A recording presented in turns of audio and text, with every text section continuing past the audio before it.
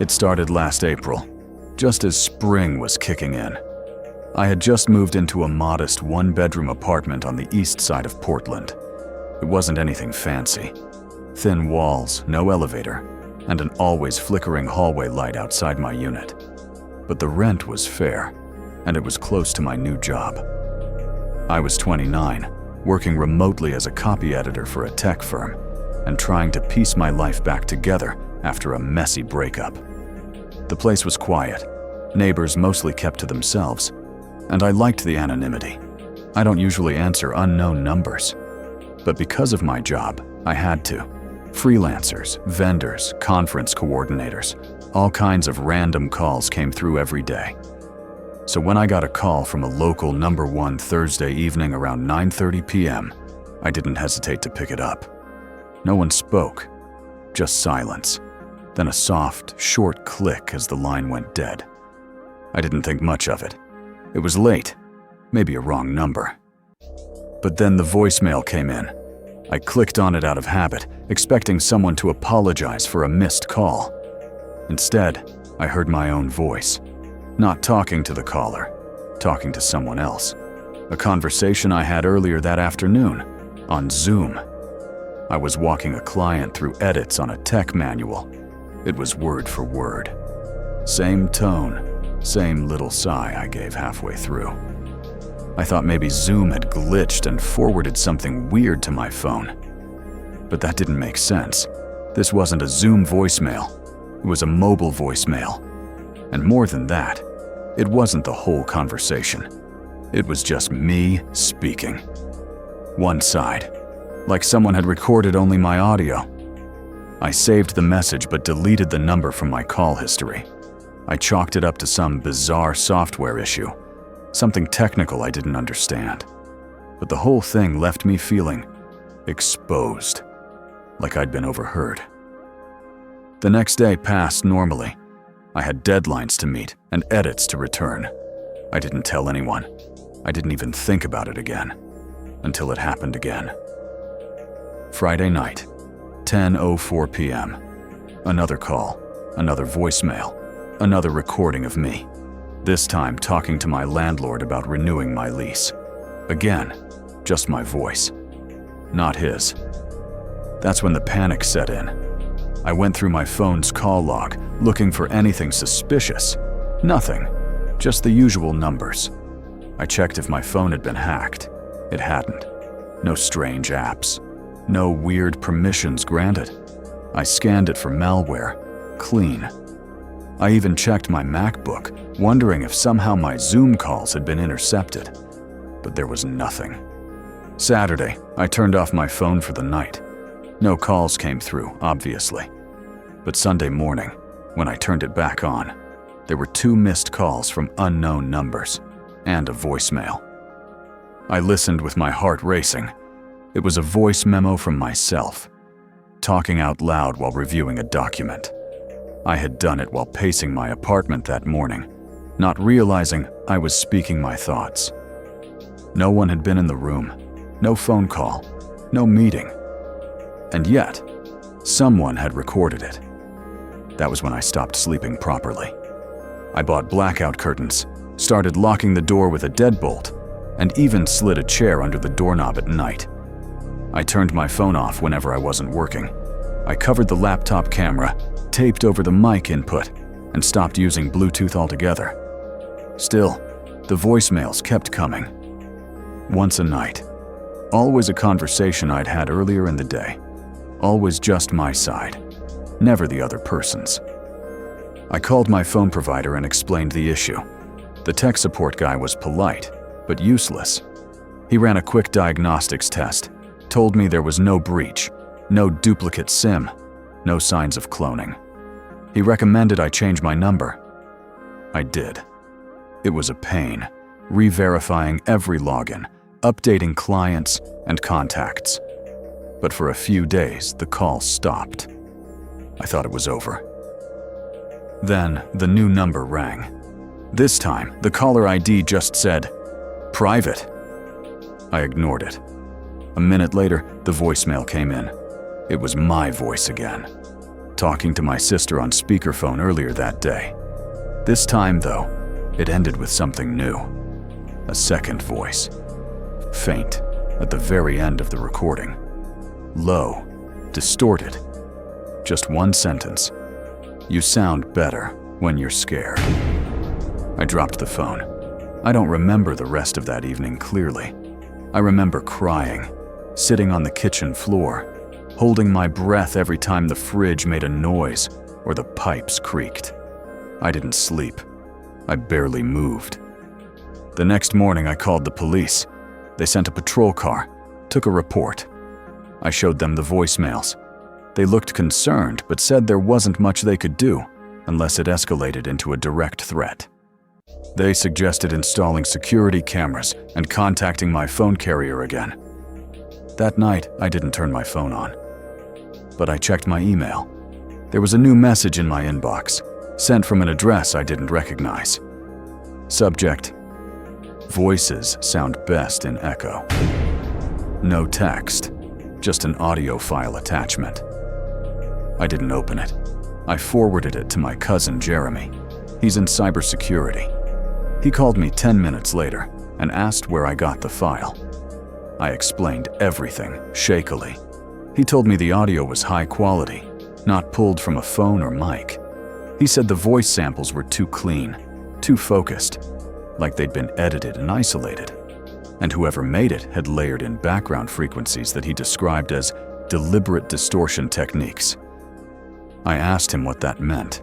He said, "It wasn't an accidental recording. Someone is doing this on purpose, and they know what they're doing." I asked if he could trace it. He tried. No IP, no metadata. The email server was based overseas, burner address. He said I needed to get offline, use a second phone, stop speaking near electronics, at least for a while. So I did. For a full week, I went off-grid. I stayed at my friend Lacey's place across town, left my laptop and phone at home, and didn't touch any of my devices. I thought maybe this would break the pattern. I didn't say anything important out loud. I wrote everything on paper. I felt like I was going insane. But for 7 days, nothing happened.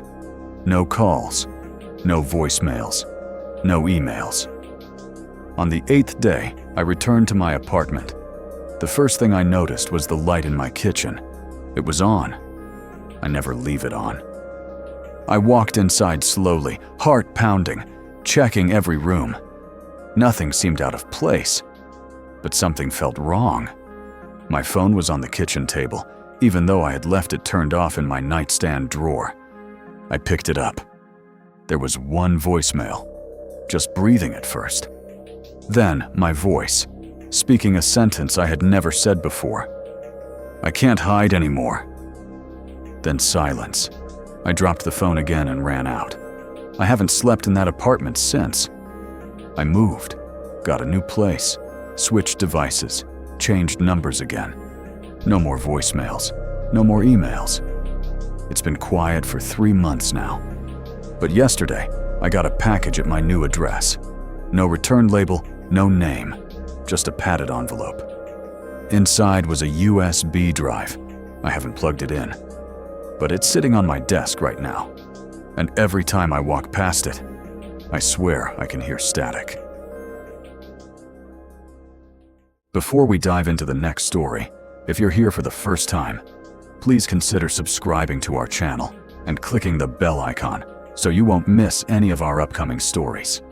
Your support truly encourages us and helps this channel continue to grow. And don't forget to share these stories with your friends and family. Thank you.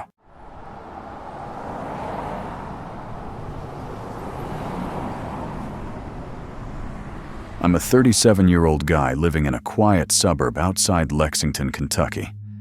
This happened 3 years ago, in early spring, during a time when I wasn't doing so great mentally.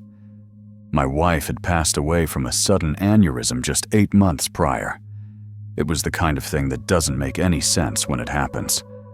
1 minute you're planning dinner, the next you're picking out a casket. I was trying to survive the days one at a time. Just me and my dog, Chester, in a house that suddenly felt way too big. I was on extended leave from my job as a field technician, so most of my time was spent inside. I wasn't socializing. I wasn't going anywhere. I just stayed home, watched TV, and made sure Chester was fed. That was my routine. It was a Saturday night. Around 8:30, I put a frozen pizza in the oven and started watching some old crime show reruns in the living room. My dog was sleeping by the fireplace, and I remember thinking, for the first time in weeks, that things actually felt calm. About halfway through the second episode, I heard a metallic clank, like something had hit the front gate. I muted the TV, but I didn't hear it again, so I brushed it off. Probably a squirrel or a branch falling.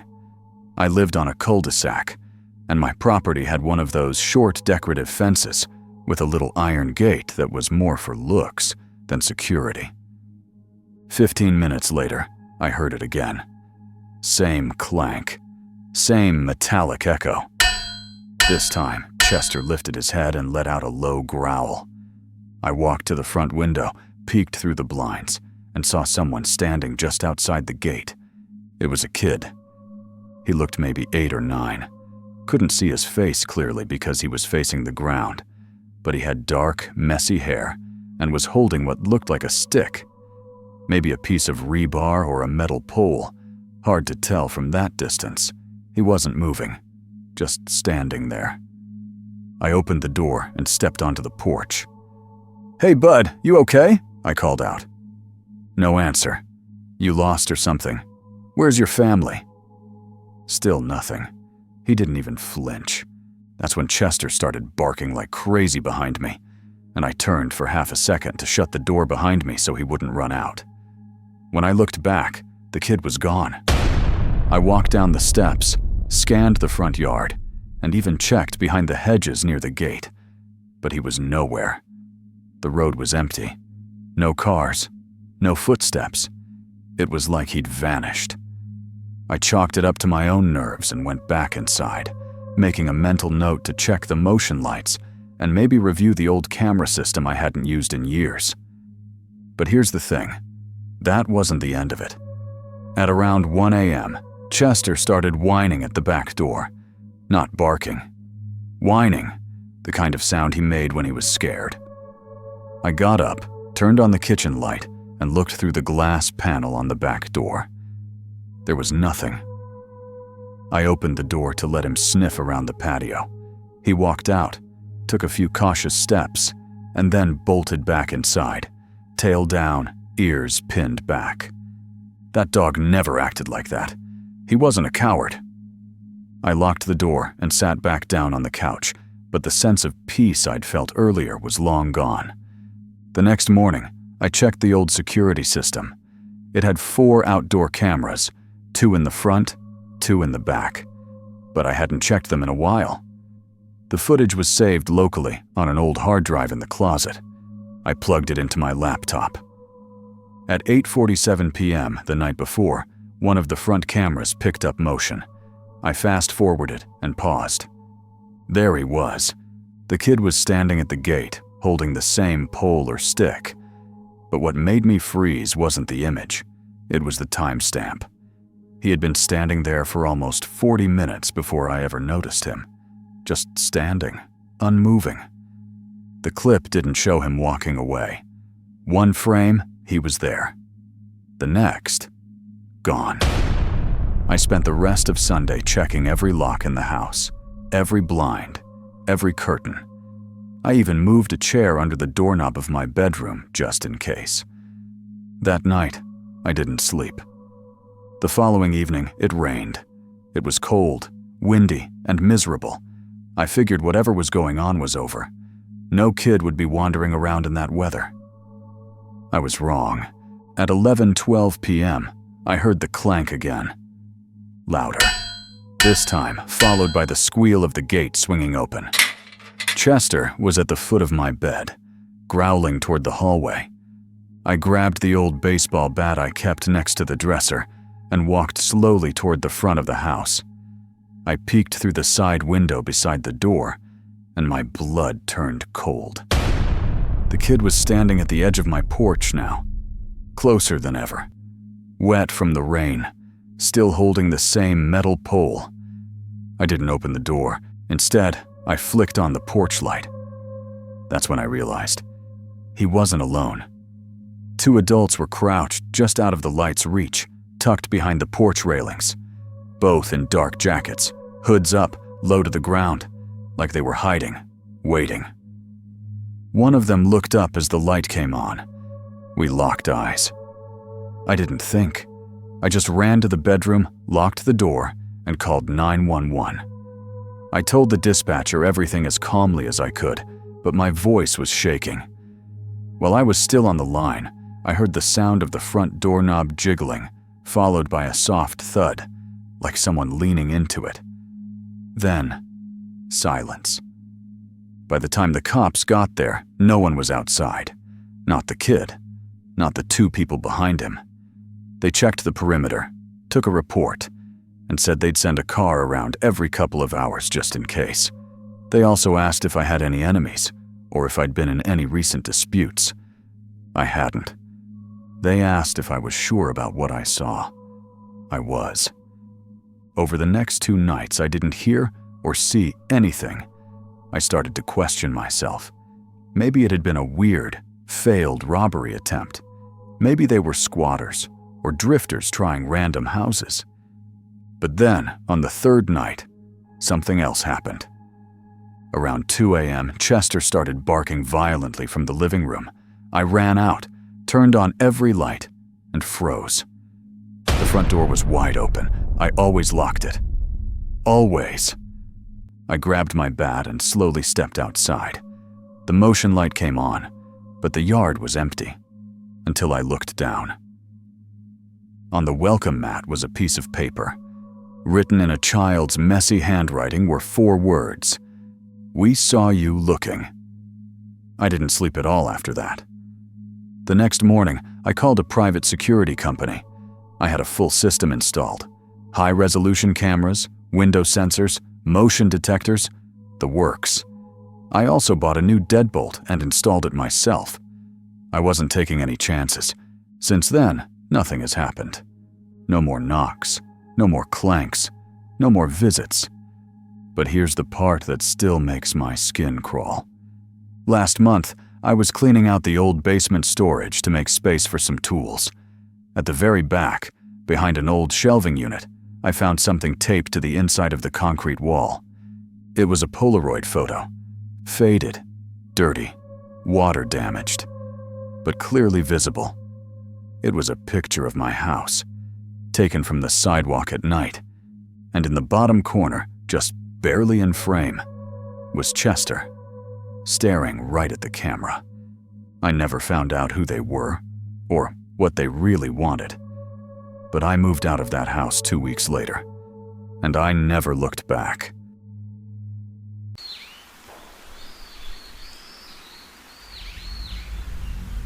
My name's Ryan, and I grew up in a relatively quiet suburb just outside Naperville, Illinois. I'm 23 now, but this happened last spring during my final year of college. I had just come home for spring break, hoping for a week of sleep and silence. No frat parties, no group projects, just me, my laptop, and a week's worth of skipping real pants. My parents were away for most of the week on a couple's retreat in Michigan, which meant I had the house to myself. I'd promised to take care of the dog, the mail, and their aggressively needy garden. Not a problem. The first couple of days were uneventful, genuinely peaceful. I hit the gym early every morning and made breakfast like I was trying to convince myself I had my life together. On Wednesday, things changed. It started with a van. That morning, around 6:15 a.m., I left the gym parking lot and took the usual back route through the older part of the neighborhood. As I turned onto Stonewell Drive, I noticed a white van parked along the side of the road. It had no logos, just plain white with a rusted bumper and tinted front windows. What caught my eye was the orange safety cone placed behind it. It looked like a utility van, but not one I recognized from the city services. There was no one outside the van, and I couldn't see into the cab. I slowed a little, not because I thought much of it, but just because something about it felt misplaced. It was early and nobody else was around. I went home, fed the dog, showered, and forgot about it. Until later that afternoon, when I walked outside to take the trash out and saw the same van. This time, it was parked on my street, 2 houses down, facing the opposite direction. I froze for a second on the driveway, trash bag in hand, just staring at it. I couldn't explain why, but my stomach tightened. It wasn't illegal to park on the street, and maybe it was just some contractor doing work on one of the houses. But there was no ladder rack, no decals, no tools, just that stupid orange cone behind it again. I tossed the trash and walked back inside. Over the next 48 hours, that van showed up every day, sometimes on the next block, sometimes on mine. It never parked directly in front of my house, but it was always close enough to notice. I started keeping the curtains closed in the front rooms and glancing through the peephole before I opened the door. On Friday, it got worse. That evening, I was upstairs gaming when my headset mic cut out. I took it off to adjust the wire and heard the dog whining downstairs. Then I heard a click, the kind of soft metallic sound a screen door makes when it closes. I paused the game and walked to the top of the stairs, listening. Silence. The porch light was on, so I could see part of the front yard through the frosted glass of the side window. There was a shadow stretching across the porch, a long one. I grabbed the small metal bat my dad kept behind the coat rack and crept closer. The dog was hiding behind the couch, tail between his legs. I pulled the curtain aside, just enough to peek through. There, standing by the edge of the lawn, was a man. Mid-40s maybe. Tall, wearing a dark blue zip-up jacket and a gray beanie pulled low. His back was to me. He was standing perfectly still, looking up at the house. My house. Like he was reading something above the door. I didn't recognize him. I reached for my phone and took a photo through the glass. I didn't want to scare him off, not yet. I wanted proof. I sent the photo to my dad and asked if he'd hired anyone to check the gutters or something. He replied almost immediately. No. Stay inside. By the time I looked again, the man was gone. Not walking down the street. Not getting into a car. Just gone. I stayed up most of the night. Around 3 a.m. I peeked out again and saw the van. This time, it was parked across the street. No orange cone this time. No running lights. Just sitting in the dark. And then I saw it, the tiniest glow from the inside. Someone was in it. Watching the house, I called the non-emergency police line and gave them everything. They said they'd send someone to check it out. About 20 minutes later, the van pulled away before the patrol car even arrived. The officer was polite, but clearly skeptical. Could be a contractor, could be a weirdo, could be nothing, he said. Keep your doors locked and give us a call if he comes back. Great. Saturday night was worse. I stayed off my computer and mostly read upstairs, trying to keep myself calm. Around midnight, the dog started growling softly at the bedroom window. Not barking, growling. My room was on the second floor, facing the backyard.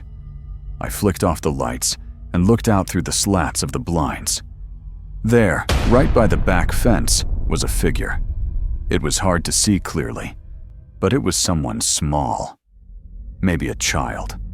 They were holding something shiny, metallic. I couldn't tell what. I blinked, and they were gone. It wasn't until morning that I found what they left behind. On the back porch, propped up against the glass door, was a wrench, just sitting there, as if someone had laid it down carefully. My stomach turned when I picked it up. It was warm, like it hadn't been sitting outside for long. That afternoon, I walked the neighborhood, knocked on a couple of doors, asked a few folks if they'd noticed the white van. Most said no. One older guy down the street said he thought he saw it drive past a few times, but hadn't paid attention. Sunday morning, the final straw. At 5:15 a.m., I was woken up by the sound of music. Tinny, warped, distant. It sounded like an old music box. I sat up in bed, heart racing. The dog was barking now, loud, frantic. I ran downstairs barefoot and checked every window. Nothing. And then, just as I reached the front door, something slid through the mail slot and landed on the floor with a soft flap. It was a photo, a printed Polaroid. It showed me, sleeping in my bed. Lights off, taken from just outside the window. I screamed. I backed away, locked the deadbolt, and ran to grab my phone. My hands were shaking so badly I could barely dial. The dispatcher stayed on the line while I grabbed my things and went out through the garage, dog in tow. I drove straight to the nearest police station. That photo was enough to get them to take things seriously. They pulled surveillance footage from traffic cameras and found images of the van entering the neighborhood multiple times during the week, but never leaving, which meant whoever it was lived nearby, or knew a way in and out that bypassed the main roads. 2 days later, my parents came back and replaced the locks. We added cameras and motion lights, but by then the van was gone, never seen again. The police never found the man. The photo had no fingerprints. The wrench was clean.